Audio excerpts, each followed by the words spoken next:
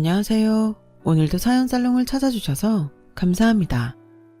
친정 엄마랑 사는 40대 여성이에요. 철없을 땐 명품백 손에 들고 수입차 끌고 다니는 여자들이 부러웠는데 어느 정도 나이가 들고 보니 그보다는 노부부가 나란히 꼭 손잡고 걸어가는 모습이 더 부러워지네요.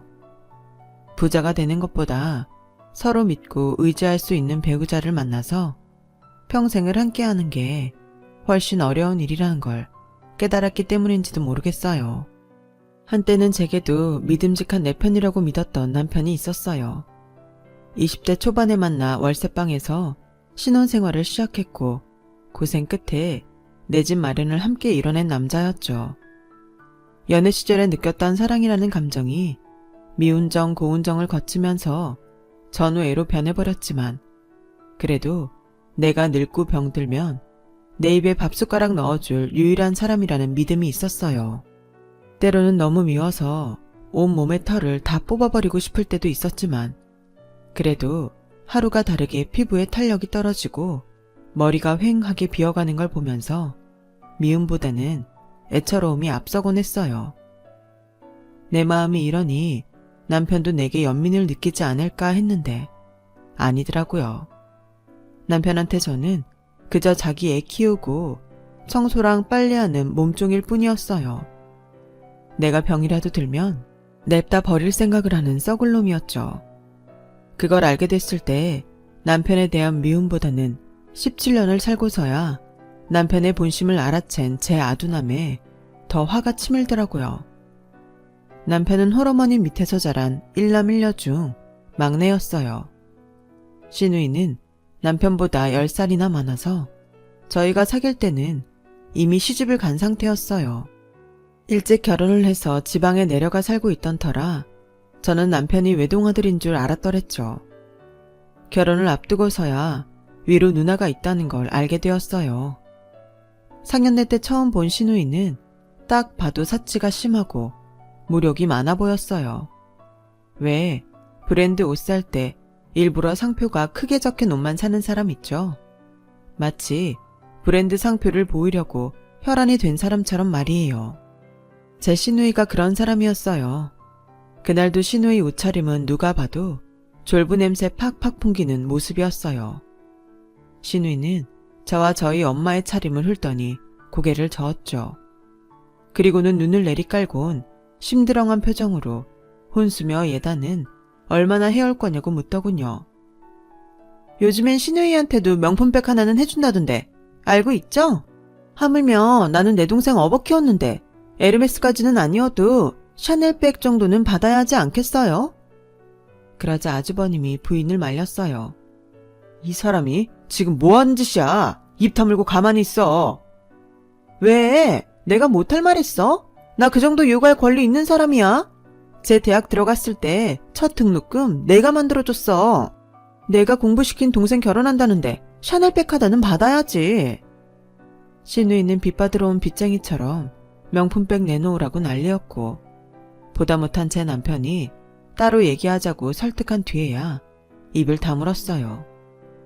신혼집 구할 돈도 없어서 본가에서 신혼 살림을 꾸리는 동생한테 명품백 사달라는 소리나 하다니 아무리 철이 없어도 이렇게 철이 없을까요? 그 모습을 보니 앞으로 펼쳐질 제 결혼 생활이 어떨지는 불보듯 뻔하더라고요. 그나마 다행인 건 시누이가 먼 곳에 살아서 왕래가 드물다는 거였어요. 가까이 살았으면 하루가 멀다 하고 사단이 났을 거예요. 그런데 결혼하고 이듬해였던가요? 연락도 없이 시누이가 두 아들을 데리고 시댁으로 왔더라고요. 그냥 들리러 온 게 아니라 아예 트럭에 살림까지 챙겨서 온 거예요.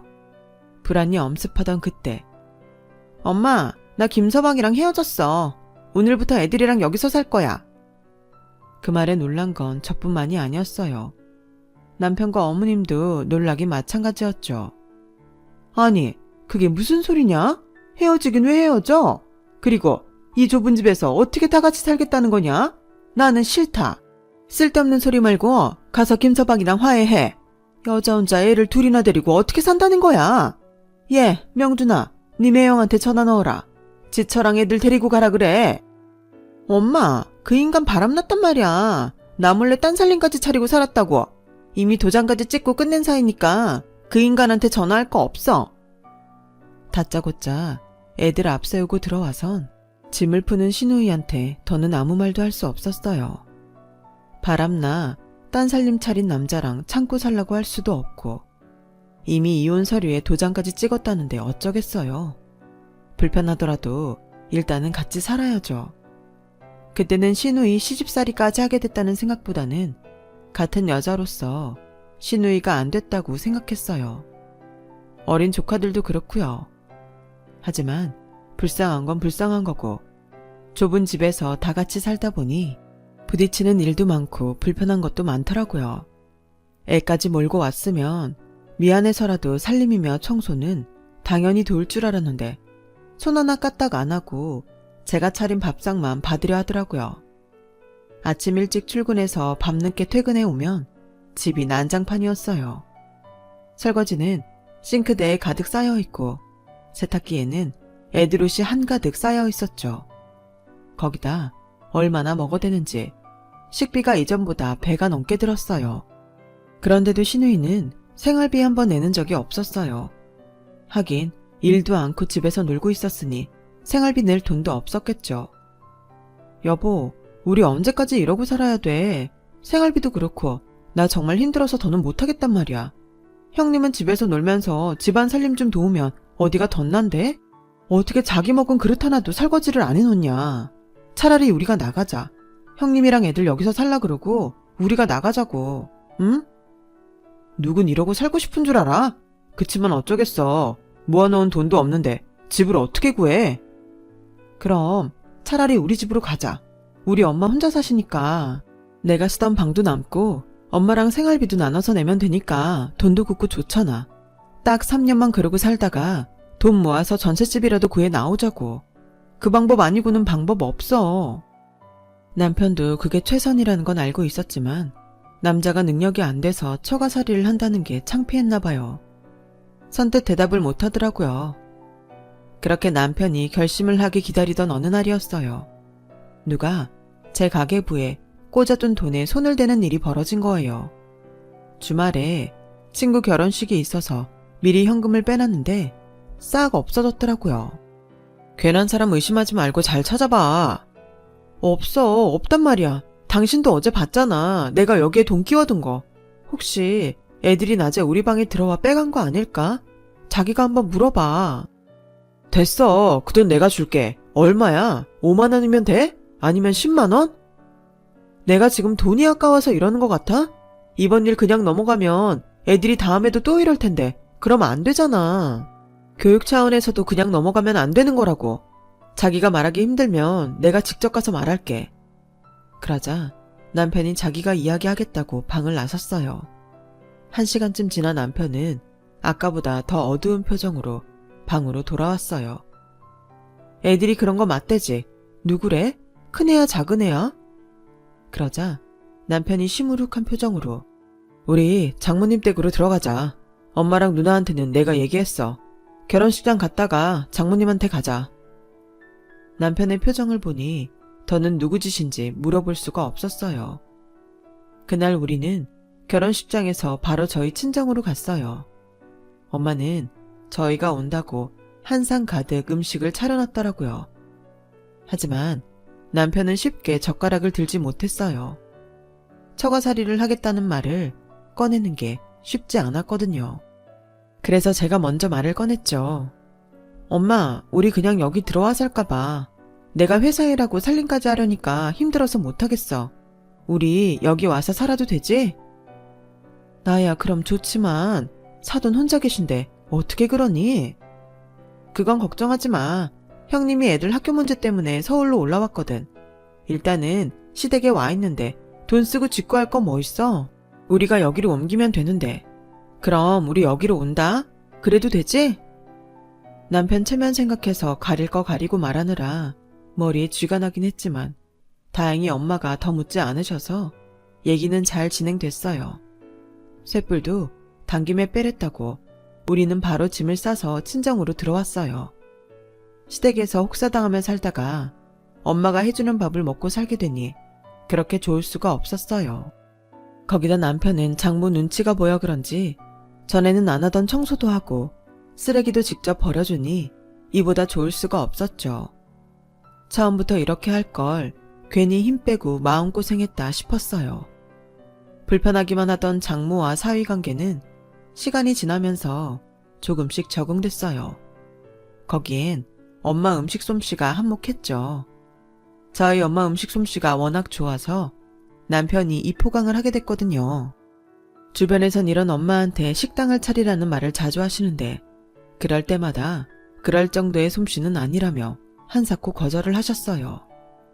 저희 엄마는 병원에서 일하세요. 의료진은 아니고 병원 식당에서 병원 식구들과 입원 환자들 식사를 책임지고 계시죠.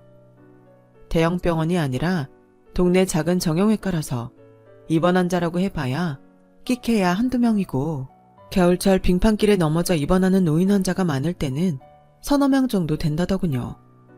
그렇다 보니 평소에는 원장님과 간호사들, 물리치료사들과 사무장님의 점심을 챙기는 게 주 업무였어요.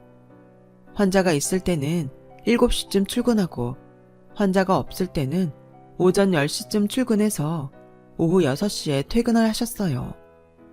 회사원인 저희 부부와 출퇴근 시간이 비슷해서 퇴근길에 전철역 근처에서 만나 외식을 하거나 시장에 들러 창거리를 사기도 했어요. 제가 시집을 가고 한동안 혼자 지내시던 엄마는 모처럼 딸과 사위 덕분에 얼굴에 생기를 띠게 되셨죠. 솔직히 그때는 시누이한테 얼마나 고마웠는지 몰라요. 친정으로 살림을 옮기고 처음 맞는 설이 되었어요. 엄마는 딸 내외랑 같이 살게 된 게 내심 미안하셨는지 저희 시어머니한테 드릴 선물을 잔뜩 준비하셨더라고요. 시누이랑 조카들 옷도 사주셨어요. 그런데 어머님과 시누이가 선물을 보더니 콧방귀를 끼지 뭐예요? 남의 아들 데려다가 머슴처럼 부리고 살면서 고작 이런 걸로 때우려 들어? 물건 고르는 수준하고는 이런 걸 어떻게 걸치고 다니란 거냐? 어머님, 디자인이 마음에 안 드시면 바꿔다 드릴게요. 그리고 이거 그렇게 싸구려 아니에요. 전부 브랜드 매장에서 산 거예요.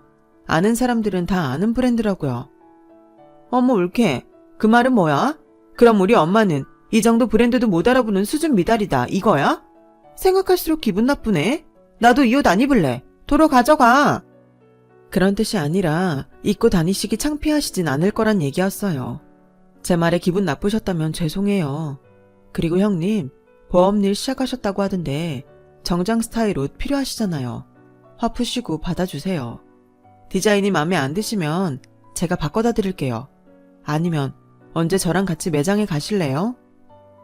한참을 어르고 달랜 후에야 두 모녀의 화는 풀렸고 그제야 한시름 놓을 수 있었어요.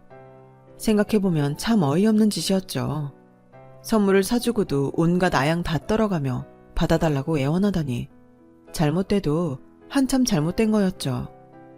아무튼 그렇게 설에 별 탈 없이 지나가는 줄 알았어요. 차례를 지내고 점심까지 시댁에서 먹은 우리 부부는 슬슬 집으로 돌아갈 차비를 하고 있었어요. 그런데 시누이가 애들을 데리고 함께 따라가겠다며 준비를 하지 뭐예요? 그래도 명절인데 사돈어른한테 인사는 해야 할 거 아니야. 옷 선물까지 받았는데 어떻게 그냥 입을 닦아? 애들 학용품도 사주셨고 가서 감사 인사만 하고 올 테니까 너무 걱정하지 마. 굳이 그러실 필요 없다고 하는데도 시누이는 길을 쓰고 저희를 따라 제 친정으로 향했어요. 저희 집에 도착한 시누이는 집안 구석구석을 돌며 스캔하듯 살림을 살폈어요. 엄마는 뜻밖의 손님의 저녁 준비부터 해야겠다고 주방으로 가셨죠. 그러자 시누이가 그러더라고요. 사돈어른, 그 전에 우리 애들 세배부터 받으세요. 아시다시피 제가 이혼한 지 얼마 안 돼서 애들이 명절에 갈 데가 없네요. 얘들 나이엔 세뱃돈 모으는 것도 명절 재미인데 그걸 못 해주게 됐지 뭡니까. 한마디로 애들 세뱃돈을 챙겨달라는 소리였어요. 시누이가 길을 쓰고 저희 집까지 온 진짜 이유였죠. 엄마는 그제야 지갑을 찾아들고 얼른 욕실로 들어가셨어요. 세뱃돈으로 줄 현금을 챙기시려고요. 잠시 뒤 욕실에서 나온 엄마는 신우의 아들들한테 세배를 받으셨고 10,000원짜리 3장씩을 주셨어요. 그러자 애들이 인상을 팍 쓰더군요. 고작 3만원? 아이, 기껏 여기까지 따라왔는데 아이씨 짜증나. 초등학교 5학년짜리 큰애가 입을 삐쭉 내밀고 투정을 부리자 3학년 둘째도 따라서 짜증을 부렸어요. 그러자 저희 엄마가 얼른 지갑을 열어 10,000원짜리 2장씩들 더 쥐어주었죠. 그제야 애들은 튀어나온 주둥이를 넣고는 돈을 주머니에 넣었어요. 그 모습을 본 남편이 한마디 하려고 하길래 제가 얼른 말렸어요. 괜히 큰 소리라도 냈다가는 화살이 저한테 올 것 같았어요. 저희 엄마도 마음이 편치 않으실 것 같았고요. 그날 시누이는 저희 집에서 저녁을 먹고 택시비까지 챙겨서 돌아갔어요. 그렇게 무사히 명절이 지나갔나 보다 했는데 며칠 뒤 몸이 안 좋아서 반차를 내고 일찍 퇴근한 저는 약을 찾으러 안방에 들어갔어요. 평소 비상약을 넣어두는 문갑 서랍을 열었는데 그 안에 서류가 있더라고요. 엄마 앞으로 뽑은 보험 견적서였어요. 그런데 보험 설계사 이름을 보니 글쎄 신우이더라고요. 저랑 제 남편한테 강제로 보험 들게 한 것도 모자라 저희 엄마한테까지 보험 들라고 강요했던 모양이에요. 보험 들 수 있죠. 엄마 연세도 있고 사람 일이 언제 어떻게 될지 모르는데 실비보험이며 암보험 하나쯤 가지고 있으면 좋긴 한데요. 뽑아놓은 상품을 보니 특약을 엄청 넣어서 납입금이 엄청 나더라고요. 어떻게 이런 걸 팔겠다고 가져온 건지 정말 기가 막히더라고요. 생각 같아선 당장 신우이한테 전화해 한바탕 하고 싶었지만 일단 엄마가 보험을 들지 말지도 모르니까 엄마랑 얘기해보고 전화해야겠다 생각했어요. 엄마, 지금 가지고 있는 보험도 있는데 설마 내 시누이한테 또 들려고 하는 건 아니지? 딱히 들고 싶은 건 아닌데 사정이 어렵다고 하니까 모른 척 할 수도 없겠더라고. 불입금이나 적으면 하나 들어줄까 했는데 한꺼번에 보험을 3개나 뽑아왔지 뭐니. 무조건 안 하겠다고 하기도 뭐하고 그중 하나라도 들어줄까 생각 중이다. 됐어. 뽑아온 견적서 보니까 완전 엉망이던데 뭐. 그리고 특히나 보험은 믿을 수 있는 설계사한테 들어야 한다고. 안 그랬다간 기껏 돈 부어놓고 정작 일 생겼을 때 제대로 보험금도 못 받는단 말이야.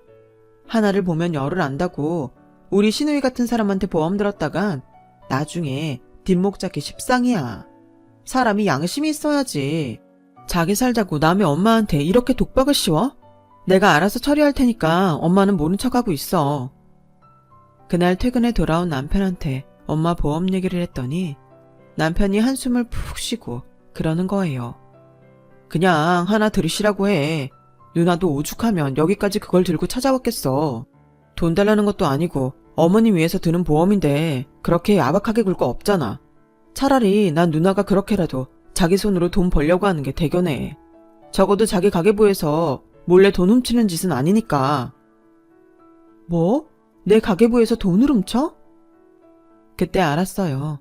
저희가 시댁에서 나오게 된 진짜 이유를요. 알고 보니 친구 결혼식을 앞두고 제가 가계부에 꼽아두었던 돈을 빼간 사람은 다름 아닌 신우이였더라고요.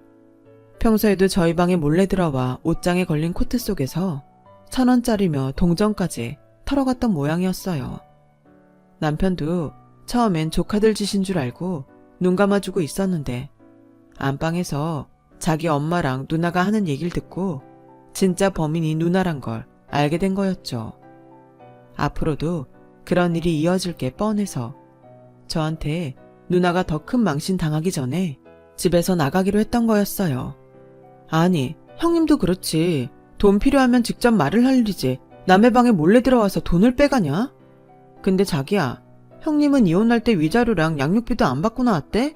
애를 둘이나 데리고 나왔는데 한 푼도 못 받았다는 게 이상하잖아. 아주버님네 집이 원래 알부잣집에 월급도 꽤 된다고 하지 않았어? 우리 결혼할 때까지만 해도 형님 씀씀이 장난 아니었잖아. 게다가 유책 배우자도 아주버님이라며. 제 말에 남편은 또 한숨을 푹 쉬더니 사실은 누나가 바람핀 거야. 민우랑 민규도 매형 아이도 아니야.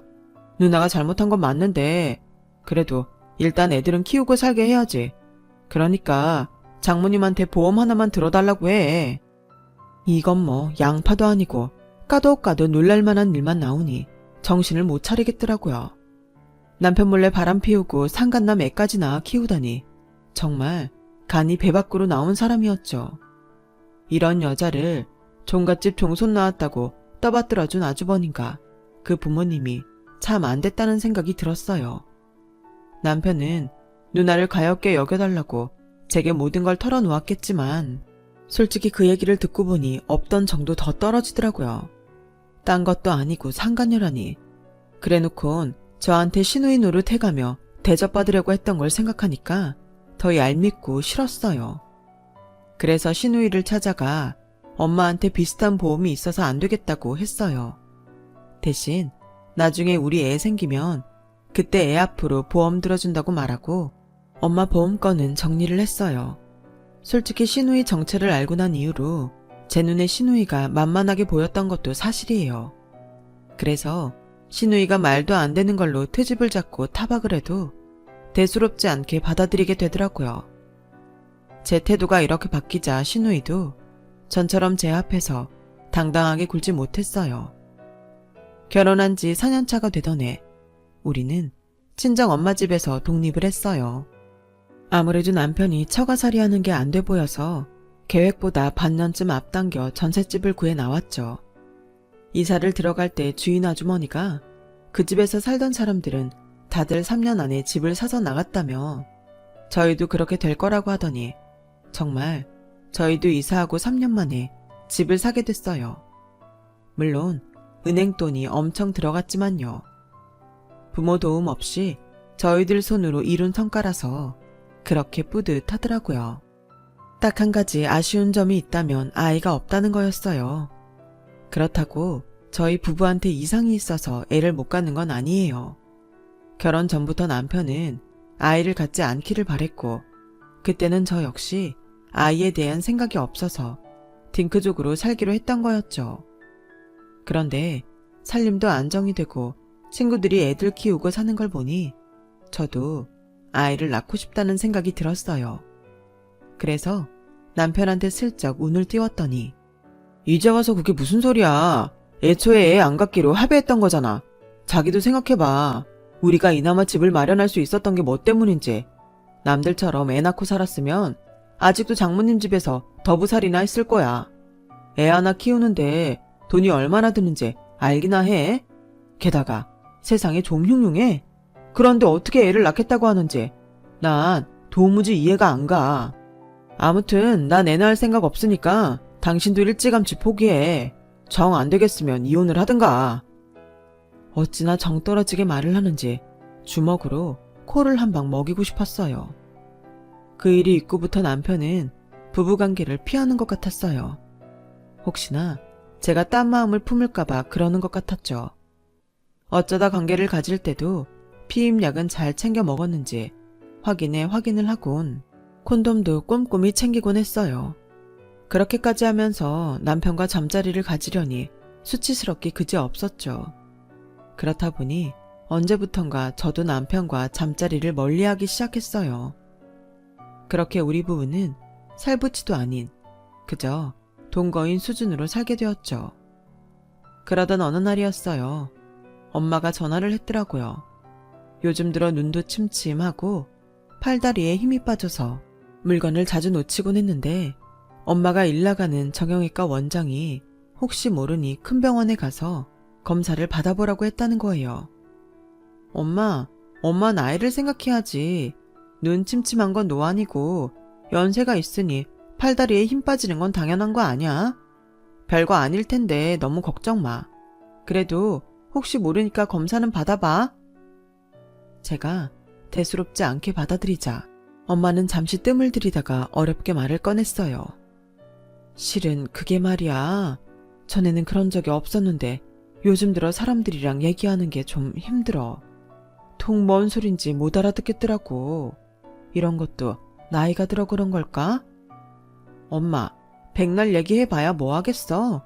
엄마나 나나 의사도 아닌데. 그러지 말고 내일 나랑 병원에 가자. 반차 내면 점심시간 이후에 시간 낼 수 있거든. 그렇게 저는 친정 엄마를 모시고 친정 근처에 있는 병원에 갔어요. 병원 규모가 작아서 CT는 병원에서 연결해준 영상의학과에 가서 찍었는데 담당 의사가 사진을 보더니 표정이 어두워지더라고요. 아무래도 뇌종양이 의심된다면서 바로 대학병원에 예약을 잡아주었어요. 일주일 뒤 엄마를 모시고 대학병원에 갔어요. 그리곤 1차 진단을 했던 의사 말대로 뇌종양 판정을 받았어요. 엄마의 경우 개두술을 해야 하는데 불행 중 다행으로 종양이 수술이 가능한 부위에 있다고 하더군요. 마음의 준비도 되기 전에 몰아치듯 수술 날짜까지 잡고 집으로 돌아왔어요. 엄마는 충격을 받으셨는지 식사도 안 하고 자리에 누우셨어요. 이런 엄마를 혼자 두고 갈 수 없어서 남편한테 전화해 사정을 얘기했더니 한 며칠 어머님 곁에 있어드리라며 자기가 퇴근 후에 갈아입을 옷을 가져다 주겠다고 했어요.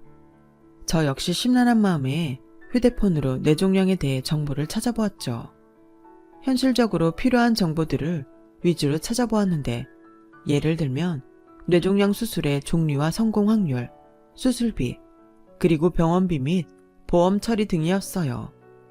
특히 뇌종양은 중증 질환으로 분류돼서 산정 특례가 적용되더라고요. 덕분에 병원비 부담이 줄어들었어요. 따로 신청할 거 없이 병원에서 알아서 처리해준다고 하더군요.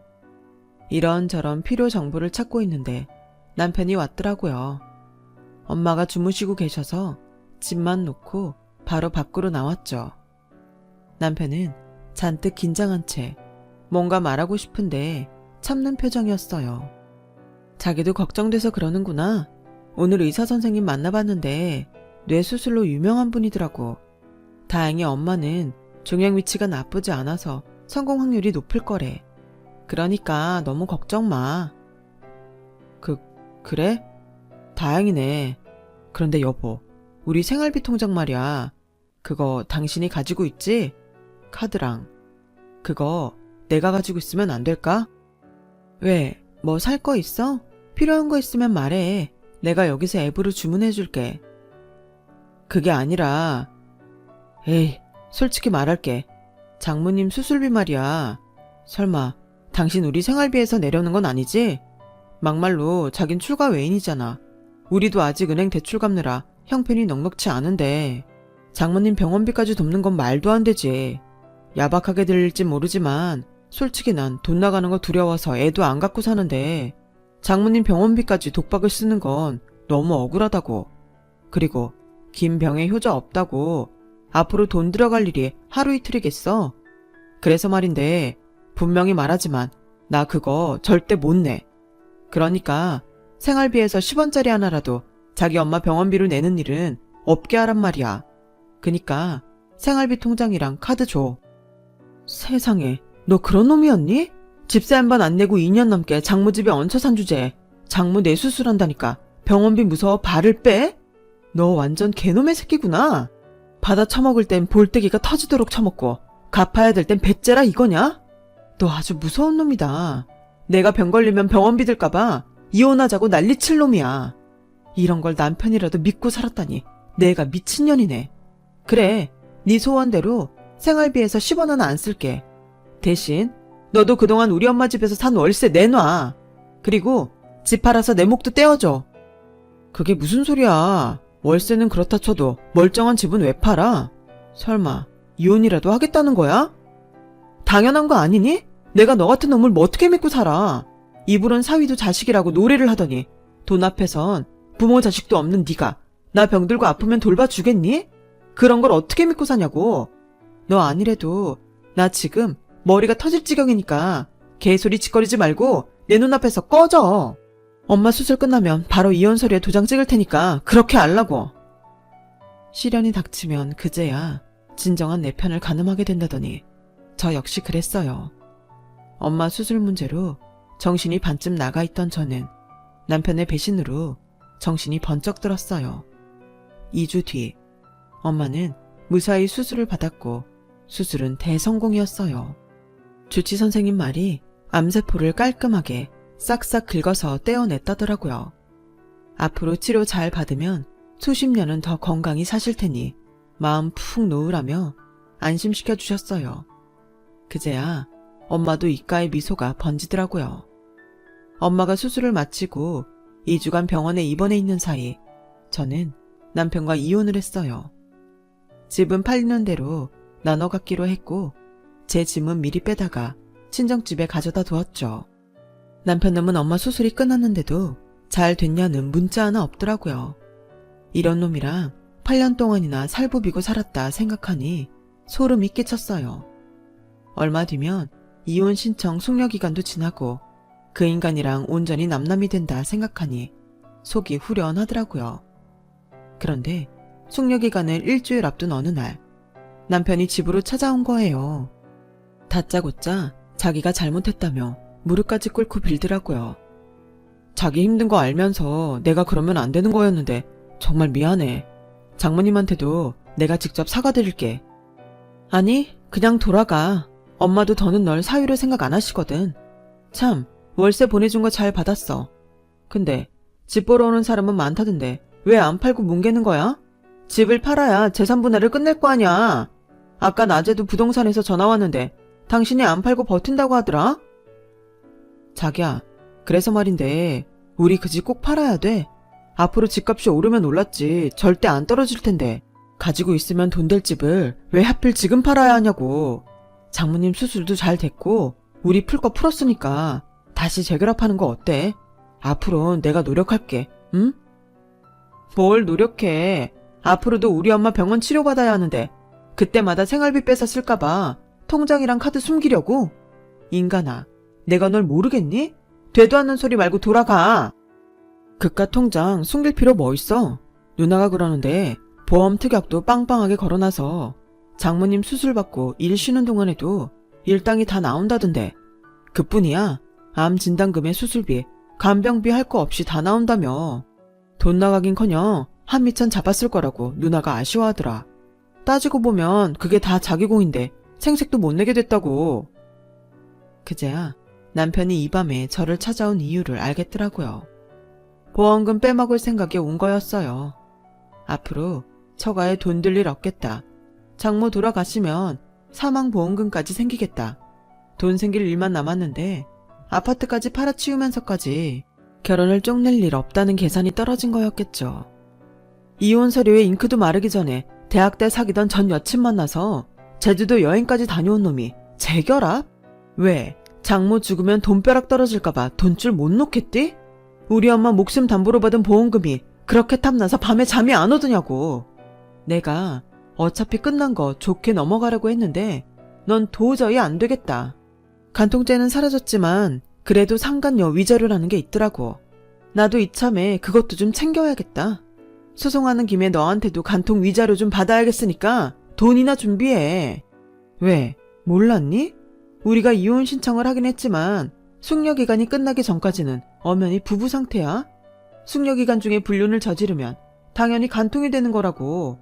성인 남녀가 3박 4일 여행을 갔는데 손만 잡고 잤겠니? 네 전 여친, 아니 상간녀한테 전해. 조만간 소장 날아갈 테니까 현금 두둑히 챙겨놓으라고. 아, 그건 너도 마찬가지야. 이제 볼 일 없으니까 꺼져. 너 보고 나면 기분 더러워서 꿈자리가 뒤숭숭해지거든. 벙찐 표정의 남편을 뒤로하고 대문을 닫고 들어왔어요. 그리곤 안방 문갑 서랍을 뒤졌어요. 엄마가 가입한 암보험 약관을 찾아보려고요. 근데 뭐가 많더라고요. 엄마, 도대체 보험을 몇 개나 들은 거야? 세상에, 온갖 특약은 다 갖다 붙여놨잖아. 예전에 네 신우가 보험 들라고 하도 부탁해서 몇 개 들어놓긴 했는데 왜? 거기서 보험금이 나온대? 나오기만 해? 어마어마하네. 이러니 그 쫌팽이가 보험금 빼먹자고 이 밤에 여기까지 온 거지. 제 반대에도 불구하고 저 몰래 엄마를 찾아와 보험을 강매했던 신우이는 보험에 대해 잘 모르는 엄마한테 특약을 엄청 때려넣은 상품을 팔았더라고요. 그러니 납입금도 많고 받게 되는 보험금은 더 많았어요. 암보험에 실비보험, 간병인 보험까지 시누이가 저희 엄마한테 지독하게도 살뜰히 팔아먹은 덕분에 저희 엄마는 돈 걱정 없이 암투병을 하게 되었죠. 앞으로도 몇 년은 암이 재발하지 않도록 약물 치료도 하고 식이요법도 해야겠지만 그래도 수술이 잘 된 덕에 엄마도 저도 희망적이랍니다. 비록 남편과 함께 늙어가고 싶다는 꿈은 허사가 됐지만 대신 친정엄마와 함께 운동도 하고 여행도 다니면서 멋진 인생을 살아볼 생각이에요. 여러분도 많이 응원해주세요. 제 사연을 들어주셔서 감사드려요. 건강은 최고의 축복이자 행복인 것 같습니다. 항상 건강하세요. 여러분, 사연 댓글에 응원과 현명한 조언 부탁드려요. 좋아요와 구독은 저에게 큰 힘이 됩니다. 오늘도 좋은 일 가득하세요.